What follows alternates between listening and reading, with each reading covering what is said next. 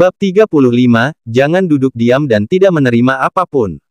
Ma Liu baru saja menerima kabar bahwa seorang pria yang terluka telah ditangkap dari hilir. Dia sudah tidak sadarkan diri. Jika dia tertangkap di pemerintahan daerah dan menjalani hukuman berat, orang kaya Zhang akan segera disingkirkan. Ma Liu sebenarnya telah mendengar fakta bahwa Zhang mendambakan istri Liang, jadi dia datang ke sini untuk melaporkan kabar baik tersebut. Dia juga meletakkan 2 koin yang dihadiahkan oleh pemerintah daerah di atas meja, lalu buru-buru mengucapkan selamat tinggal dan pergi, mengatakan bahwa dia ingin mengawasi interogasi Huang San, dan datang untuk memberitahu dia segera setelah ada berita. Namun siapa yang menyangka bahwa Huang San adalah orang yang sangat setia. Meski dihukum berat, ia tidak mengaku dan mengeluarkan sepatah kata pun. Liang juga pergi ke penjara untuk mengidentifikasinya, mengatakan bahwa Huang San telah membawa sekelompok besar perampok bertopeng dengan tujuan melakukan pembunuhan dan perampokan. Huang San mengakui semua hal ini, tetapi dia tidak mengakui bahwa dia berada di bawah instruksi Tuan Zhang. Dia hanya mengatakan bahwa dia terlibat dengan bandit, dan tuannya tidak mengetahui hal itu sama sekali. 2 hari kemudian, Huang San, yang sudah terluka, tersedak air di paru-parunya saat menyusuri sungai, dan terjangkit pneumonia tingkat sedang. Ditambah dengan infeksi luka, demam tinggi terjadi malam itu. Tidak ada antibiotik di dinasti Zhou, dan dia meninggal setelah sakit selama 2 hari. Setelah kejadian ini menyebar, orang kaya Zhang akhirnya menghela nafas lega, dan bencana ini pun berakhir. Pada saat ini, muncul kabar bahwa Zhong Sucheng akan pergi ke kabupaten untuk memeriksa dan memverifikasi penindasan terhadap bandit oleh Ma Liu dan gengnya. Dalam beberapa hari, orang-orang dari atas telah tiba di kantor pemerintah daerah. Kepala daerah buru-buru melakukan resepsi penyambutan, tetapi Tuan Zhong Sucheng ini sangat sulit untuk dihadapi. Anda melaporkan bahwa petugas kontrak Anda membunuh puluhan bandit. Apakah Anda menganggap ini serius? Sejauh yang saya tahu, paling banyak hanya ada selusin petugas kontrak Anda. Petugas kontrak adalah petugas jahat atau juga para preman yang diperbantukan untuk menjaga keamanan daerah. Hakim daerah dengan cepat berkata, ini memang fakta. Orang-orang seperti Ma Liu berlumuran darah dan berjuang sekuat tenaga untuk memusnahkan semua perampok. Zhong Sucheng berkata dengan dingin, saya telah membaca semua file, dan semuanya penuh dengan kejanggalan. Dikatakan bahwa pencuri itu merampok seorang sarjana, apakah ini benar?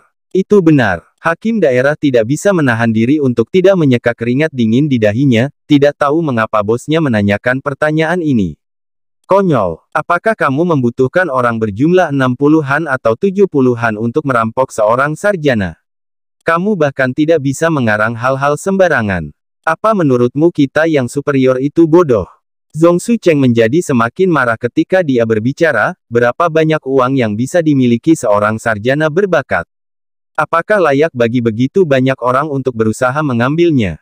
Apakah cukup untuk mendapatkan keuntungan bagi perampok itu? Segera panggilkan orang itu untukku. Aku ingin bertanya langsung kepada orang ini untuk melihat apakah ada air di dalamnya. Hakim daerah diam-diam mengeluh di dalam hatinya. Para atasan tidak begitu serius di masa lalu. Tetapi orang di atasnya sudah berbicara, jadi bagaimana dia berani mengabaikannya? Petugas segera memanggil Liang ke kantor pemerintah daerah. Setelah Liang datang ke kantor pemerintah daerah, dia melihat Zhong Sucheng baru berusia 40-an, dengan mata dingin dan wajah yang jujur. Apakah kamu sarjana bernama Liang? Izinkan aku bertanya, berapa banyak uang yang kamu bawa hari itu? Kamu bisa membuat banyak pencuri merindukanmu. Liang berkata dengan nada yang tidak rendah hati atau sombong, Huang San mengundang saya ke barat kota hanya untuk melunasi hutang yang saya pinjam beberapa waktu lalu. Saya membawa total 30 koin tembaga.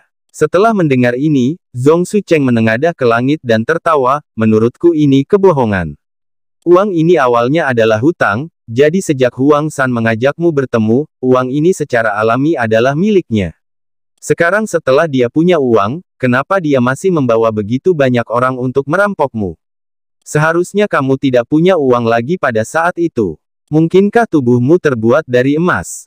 Harus dikatakan bahwa Zhong Sucheng ini memiliki pikiran yang cermat dan dapat melihat masalah dalam setiap hal kecil.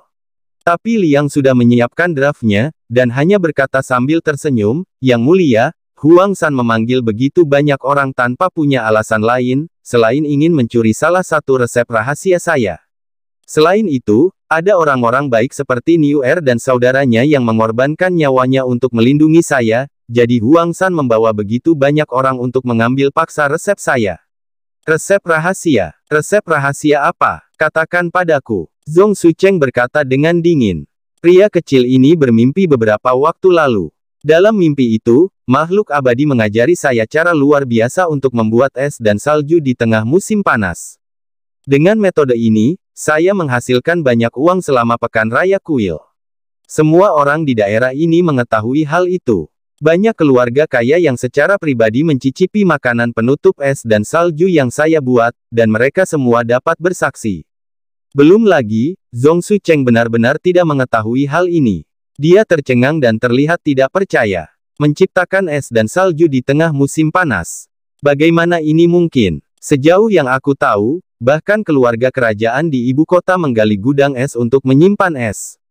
Sama sekali tidak ada metode seperti itu. Resep rahasia ini, bisakah kamu memberitahuku tentangnya? Tidak. Liang berkata dengan tegas, ini adalah resep yang diberikan oleh surga. Manusia memiliki berkah yang terbatas, jadi mereka hanya dapat mencicipinya sebentar. Makhluk abadi pernah berkata ketika dia mengajariku dalam mimpinya bahwa metode ini hanya bisa dijual selama 3 hari. Jika aku terus menahannya, akan terjadi bencana besar. Sekarang Yang Mulia ada di sini, saya dapat menemukan tempat untuk mendemonstrasikannya di depan umum, dan kemudian Yang Mulia akan menyajikan resep ini di kerajaan. Mungkin ini akan membantu Anda untuk dipromosikan. Zhong Sucheng sangat terkejut setelah mendengar ini. Dia berpikir lama dan kemudian berkata, baiklah, carikan tempat bagi saya untuk menunjukkannya. Jika benar, saya akan segera melaporkannya ke pengadilan. Hanya keluarga kerajaan yang pantas mendapatkan resep seperti itu. Liang, kamu memahami situasi umum dan gambaran besarnya. Kamu layak menjadi sarjana teladan. Saya akan melaporkan kebenarannya. Liang membawa Zhong Sucheng dan hakim daerah ke kuil Tao Longhu, meminjam ruang alkimia, dan segera menunjukkannya kepada Zhong Sucheng sendirian. Anda tidak akan mengetahuinya dengan melihatnya. Ketika Anda melihatnya, Anda terkejut. Zhong Sucheng segera menyadari bahwa dia mungkin memiliki karir resmi yang makmur. Jika resep rahasia ini disajikan, dia tidak tahu berapa banyak bangsawan kerajaan yang mendapat manfaat darinya, dan dia pasti akan membuat hati kaisar bahagia. Sekarang, tentu saja, dia tidak lagi meragukan keaslian penindasan Ma Liu terhadap bandit, dan pikirannya terfokus pada resep rahasianya. Setelah membaca dokumen tersebut, dia berkata bahwa Ma Liu telah bekerja keras dan mencapai hasil yang luar biasa, dan dokumen resmi akan segera dikeluarkan untuk membuat semua petugas ini menjadi pegawai pemerintah resmi. Kemudian dia bergegas kembali dengan resep rahasianya dan melanjutkan karir resminya. Belakangan ini, Liang tidak keluar untuk berbisnis, melainkan menghabiskan banyak uang untuk membeli berbagai makanan berprotein tinggi. Dia melakukan pull-up, bench press, squat, deadlift, dan berbagai latihan kekuatan setiap hari di rumah, dan tubuhnya telah mulai banyak berubah. Dulu, tangannya tidak berdaya, tapi sekarang sepertinya sudah ada tanda-tanda dari efek latihan, dan tubuhnya menjadi lebih kuat. Sebulan lagi berlalu dalam sekejap mata. Di bawah pengaruh ganda metode olahraga ilmiah dan diet, Liang telah mengubah penampilannya. Dia berubah menjadi seorang pemuda tampan dengan tubuh yang kuat. Lin Chuxue diam-diam senang melihat sosok suaminya membaik, dan hatinya penuh dengan kebahagiaan masa muda. Namun mereka tidak tahu, bahwa pohon yang sedang berusaha menenangkan diri, namun angin masih akan meniupnya. Krisis besar sedang mendekat, dan pasangan itu menghadapi bencana hidup dan mati. Bab 36, Para Wanita di Negara Pulau Donyi. Bagi para wanita dinasti Zhou, suami mereka adalah surga, dan wanita yang lemah hanya bisa mengagumi mereka. Lin Chuxue tahu di dalam hatinya bahwa tidak ada suami di dunia ini yang begitu mencintai istrinya. Cinta seperti ini sungguh berharga. Di malam hari, Lin Chuxue dengan hati-hati menyiapkan beberapa lauk pauk dan menunggu Li yang selesai berolahraga. Liang baru saja selesai berlatih berkeringat seperti hujan, dia membasuh tubuhnya dengan air dingin dan masuk ke dalam rumah sambil menyekat tubuh telanjangnya. Hei, ada banyak sekali hidangan hari ini, dan semuanya adalah favoritku. Liang duduk sambil tersenyum, mengambil sumpitnya dan mencicipi beberapa hidangan, dan hanya bisa menganggukkan kepalanya. Rasanya 89 kali lebih mirip dengan rasa buatannya, dan dia dapat melihat bahwa istri saya telah banyak mempelajarinya. Faktanya, dinasti Zhou kaya akan produk, dan karena tidak ada perang selama bertahun-tahun, sirkulasi perdagangan luar negeri juga sangat nyaman, dengan beragam bahan mentah. Di era sekarang ini, pada dasarnya semua bumbu tersedia, bahkan lada dan cabai pun sudah tidak asing lagi. Liang masih ingat bahwa dia telah belajar sejarah di kehidupan sebelumnya. Lada sangat berharga di zaman kuno dan bahkan dapat digunakan sebagai gaji para menteri. Namun pada masa dinasti Zhou, jika berkeliling kota kecil ini, lada sudah bisa diperjualbelikan di warung-warung, dan harganya tidak terlalu mahal. Namun, meskipun variasi bumbunya lengkap dan perkembangan teknologi besi tempat telah menyebabkan lahirnya panci besi sejak dini, namun cara memasaknya masih kurang bagus. Liang sering bepergian keliling daerah selama periode ini dan mengunjungi beberapa restoran dan rumah makan. Hidangannya hampir semuanya sama. Barulah sekembalinya ke rumah, menyantap makanan yang dimasak sendiri atau dibuat oleh istrinya, dan baru bisa merasakan nikmatnya makanan tersebut. Melihat suaminya makan begitu nikmat, dengan senyuman di wajahnya, dan ototnya yang kuat membuat jantungnya berdebar kencang, tanpa sadar wajah Lin Chuxue memerah. Suamiku, sudah lebih dari 2 bulan kita tidak punya penghasilan. Meski bagus untuk menguatkan otot dan menguatkan tulang, tapi kalau terus begini, keluarga kita tidak akan punya apa-apa.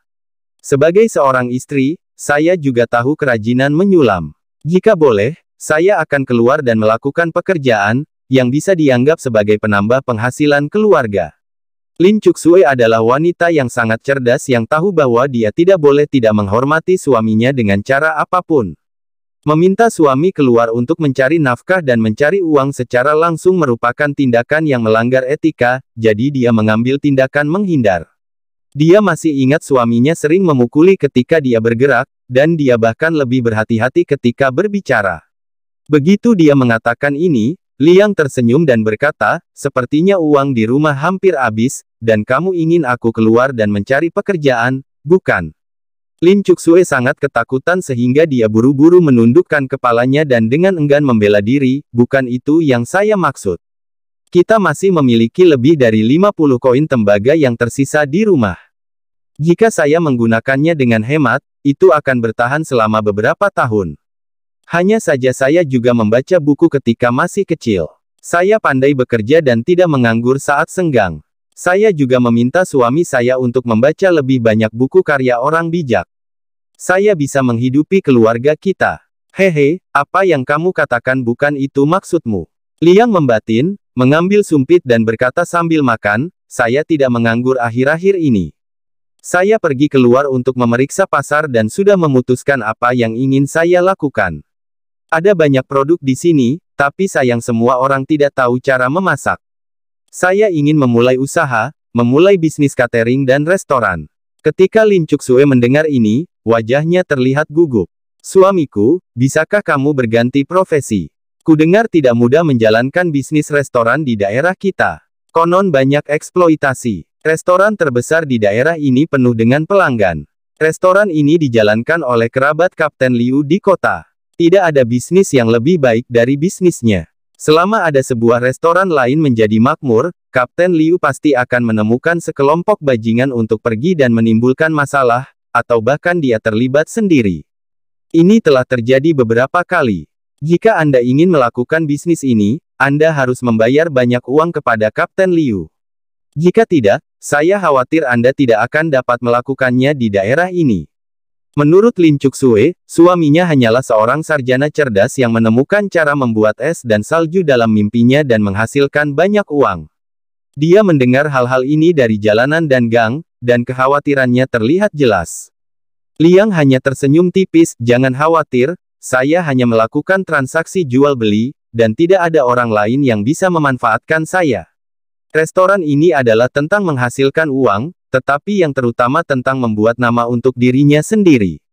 Daerah ini hanya sebuah sudut, seperti genangan air yang tergenang. Kita tidak boleh terjebak di sini untuk waktu yang lama. Suamiku, Anda berambisi untuk mencapai awan. Anda bisa melebarkan sayap dan terbang setinggi 90.000 mil.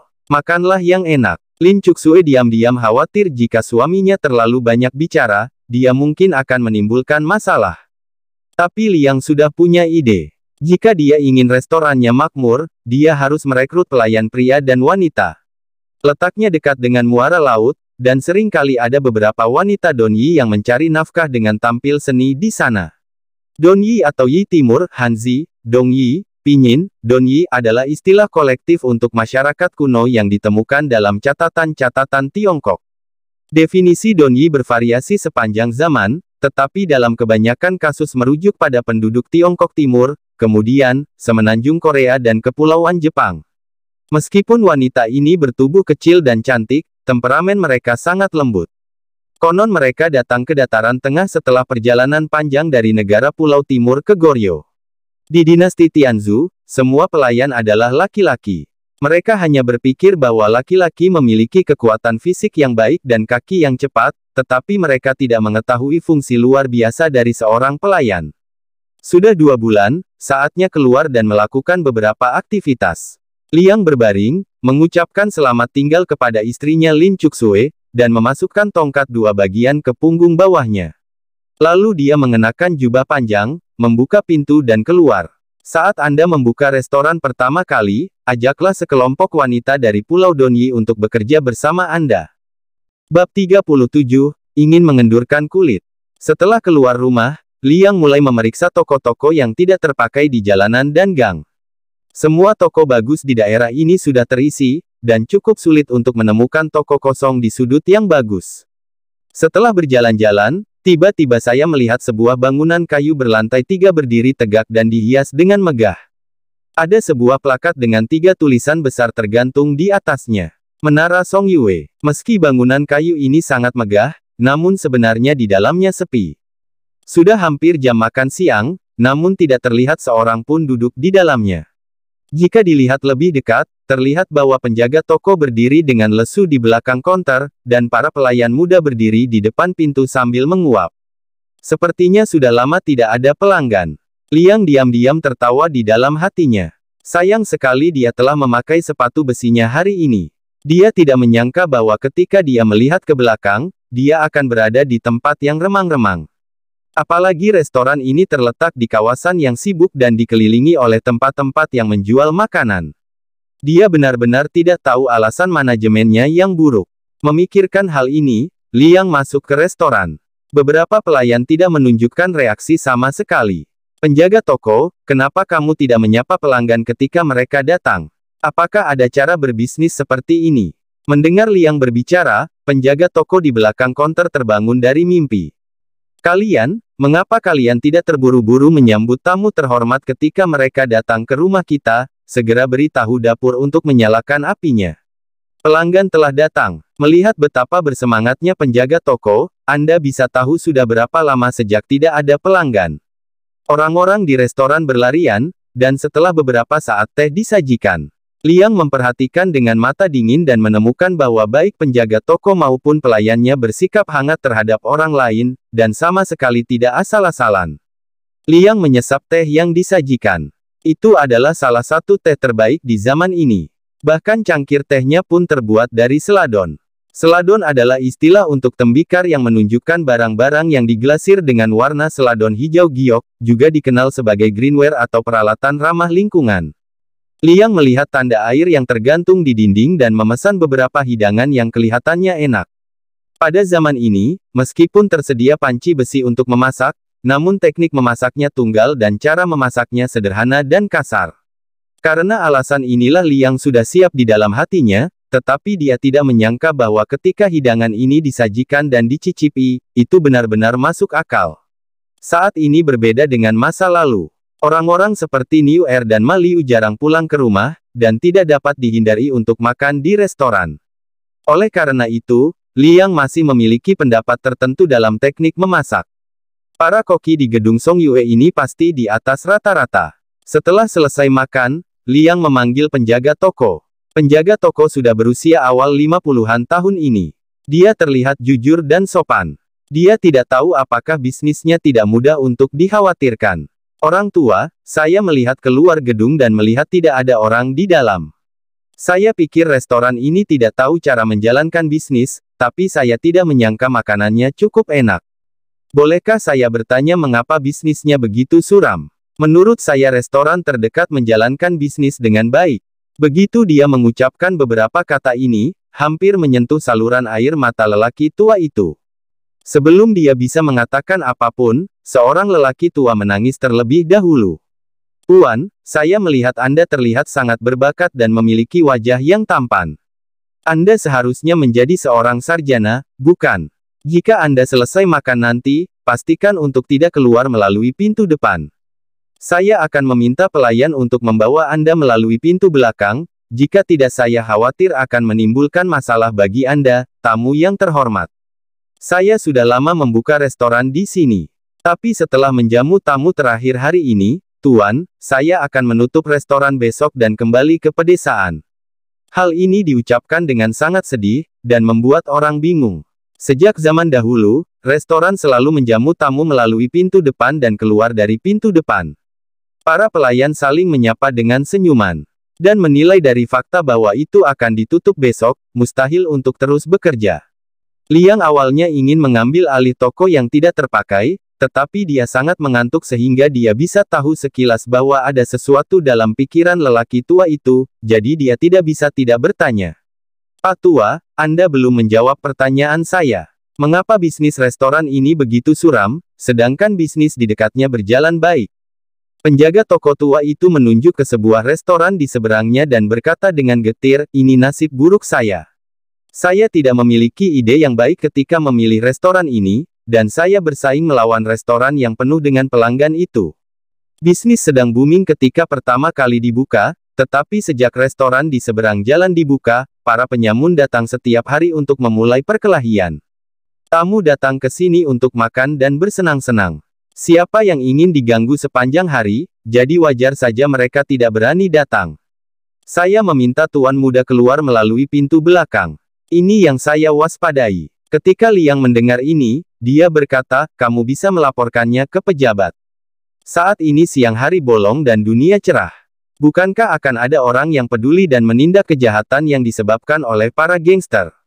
Apa ada baiknya jika Anda tidak melawan mereka?" Penjaga toko tua itu menjadi semakin bersemangat saat dia berbicara, dan pembuluh darah muncul di dahinya. "Jangan menyebarkan berita ini keluar. Pemilik sebenarnya dari seluruh toko di seberang jalan adalah Kapten Liu dari pemerintah daerah. Dialah yang mempekerjakan para bajingan itu. Dalam waktu kurang dari 3 bulan, Menara Songyue telah berubah dari penuh sesak dengan tamu-tamu terhormat menjadi jarang dan tidak ada sama sekali pelanggan. Kekayaan dan hidupku semua ada di gedung ini. Aku tidak bisa bertahan." Penjaga toko tua itu akhirnya menemukan seseorang untuk melampiaskan perasaannya. Dia berbicara dan memberi isyarat, dan menangis, yang membuat orang merasa sangat tidak nyaman. Liang berjalan ke jendela dan melihat keluar. Benar saja, plakat yang tergantung di restoran di seberangnya benar-benar penuh orang. Sebelum meninggalkan rumah, istrinya berulang kali mengatakan kepadanya bahwa tidak bagus berbisnis di bidang ini. Saat itu, dia masih ragu, tetapi sekarang dia mengerti sepenuhnya. Dia tidak pernah menyangka bahwa sebagai petugas, Ma Liu adalah orang baik, dan sebagai atasan, Kapten Liu ternyata seperti itu. Kita hanya bisa membayangkan bagaimana jadinya jika para pedagang di daerah ini membiarkan orang seperti itu menjadi kepala polisi. Liang mengeluarkan uang untuk membayar tagihan, menghibur pemilik toko tua itu beberapa kali lagi, dan kemudian berjalan menuju pintu depan. "Tuan, cepat kembali. Para bajingan itu sedang menunggu di luar. Mereka akan berkelahi dan memukuli tamu setelah mereka melihatnya. Anda bukan tandingan mereka." Liang marah di dalam hatinya, tapi wajahnya tetap tenang. Dia berbalik sambil tersenyum dan melambaikan tangannya ke penjaga toko tua itu. Ketika keluar dari pintu depan, dia melihat beberapa orang berjongkok di gang seberang. Mereka semua memakai topi di satu sisi dan menatap ke samping, dengan pakaian terbuka dan tangan terbuka. Sepertinya selalu ada sekelompok orang seperti itu di setiap zaman, bahkan pakaiannya pun sangat mirip. Jangan tanya, ini pasti orang-orang yang diatur khusus oleh Kapten Liu. Dari mana datangnya sarjana masam ini? Dia berani masuk restoran untuk makan hanya dengan beberapa koin di sakunya. Itu membuatku sangat marah hanya dengan melihatnya. Saudaraku, jangan beri dia kelonggaran. Bab 38, apakah Anda ingin menjadi manusia atau anjing? Liang tidak panik sama sekali. Kondisinya tidak sama seperti 2 bulan lalu. Bajingan ini mengenakan pakaian tipis, dan tidak ada belati atau alat lain yang disembunyikan di pinggang mereka. Dilihat dari standar pertarungan profesional modern Liang, dia pasti bisa menangani hal seperti ini. Hei kamu, berhenti. Aku akan mengajarimu menjadi anak baik hari ini.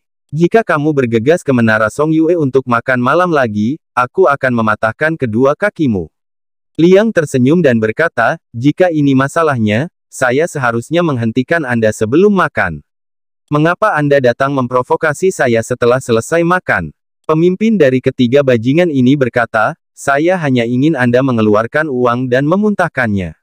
Jika tidak, bagaimana Anda bisa memiliki ingatan panjang di masa depan? Tahan dan buat keluar semua yang baru saja dia makan. Ketiga bajingan ini terlihat seperti orang yang sering berkelahi, sehingga mereka langsung berpencar dan mengepung Liang dari 3 arah. Liang memiliki senyuman di wajahnya, dan tangannya dengan lembut menekan nunchaku di belakang pinggangnya.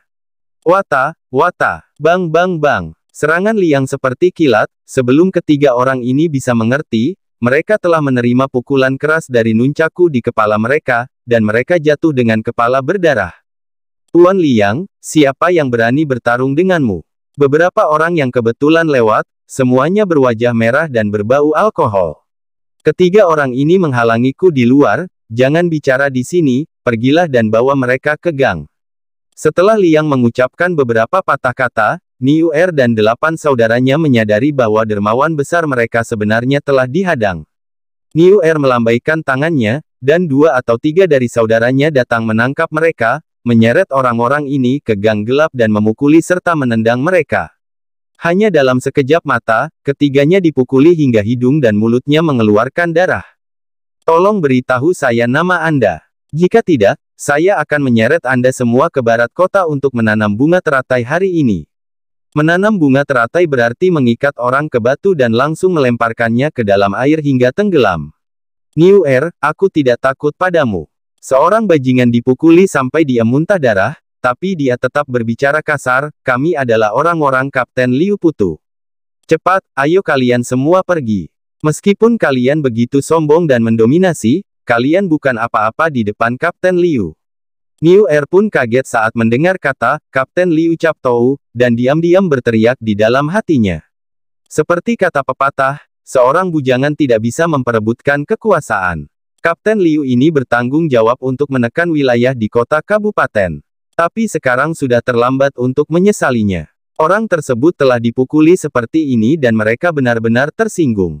Cepat lepaskan. Niu Er berkata dengan panik, baiklah, kenapa kamu tidak memberitahuku lebih awal? Banjir telah menghanyutkan kuil Raja Naga, dan keluargaku mulai bergerak mundur. Dalam hal ini, saya akan membayar sejumlah uang, dan masalah ini akan terselesaikan. Ketiga bajingan itu semuanya memasang ekspresi tak kenal takut di wajah mereka. Sepertinya tidak ada seorang pun di daerah ini yang tidak takut dengan papan nama emas Kapten Liu Captou. Niu Er, masalah ini belum berakhir. Bayar saja sejumlah uang setelah dipukul. Sial, tunggu, biarkan aku kembali dan memberitahu Kapten Liu agar kamu tidak bisa makan dan berjalan-jalan. Ketiga orang itu saling mendukung dan hendak keluar dari gang. Wajah Niu Er muram dan dia sudah sedikit bingung. Apakah kamu ingin menjadi anjing seumur hidupmu, atau kamu ingin berdiri tegak dan menjadi manusia? Tiba-tiba, Liang mengucapkan kata-kata ini tanpa berpikir, matanya tertuju pada Niu Er. Jika kamu tidak harus melakukan sesuatu, jangan lakukan itu. Jika kamu ingin melakukannya, lakukanlah. Jika kamu mundur ketika melihat sesuatu yang keras, kamu harus berlutut di tanah dan menjadi seekor anjing selama sisa hidupmu. Kamu adalah pria tegak setinggi 7 kaki, bagaimana kamu bisa begitu lemah dan menjadi budak? Jika kamu membiarkan orang-orang ini pergi, itu hanya akan menambah masalah di masa depan. Tidak bisakah kamu memahami ini? Kata-kata Liang seperti pisau tajam dan penusuk, yang menusuk jantung Niu Er dan membuatnya berdarah di mana-mana, tapi rasa sakit itu membangunkan pria sembrono ini. Tarik mereka kembali dan tutup mulutnya. Mengikuti instruksi New Air, 8 saudaranya juga terbangun dari mimpi, bergegas dan menyeret orang itu kembali ke gang. Semua orang meninju dan menendang beberapa kali hingga mereka semua pingsan. Tuan Liang, kata-katamu telah menyadarkan si pemimpi. Aku ingin menjadi manusia, bukan anjing. Tolong tunjukkan padaku jalan yang jelas. Aku bodoh yang telah melewati gunung pedang dan lautan api. Pria ini akhirnya mengambil keputusan dan memahami apa hukum sebenarnya di dunia ini. Yang kuat semakin kuat, sedangkan yang lemah hanya bisa menjadi domba untuk disembelih. Belilah beberapa botol anggur lagi dan tuangkan pada orang-orang ini. Mari kita bantu saudara-saudara mabuk ini pergi ke barat kota untuk melihat bunga teratai. Di dunia ini, yang kuat mengambil segalanya. Jika kamu lembut sekali, semua orang akan berani menginjakmu. Li yang berbicara dengan tenang, tapi dia memiliki tekad yang tidak perlu dipertanyakan lagi untuk membunuh. Bersambung.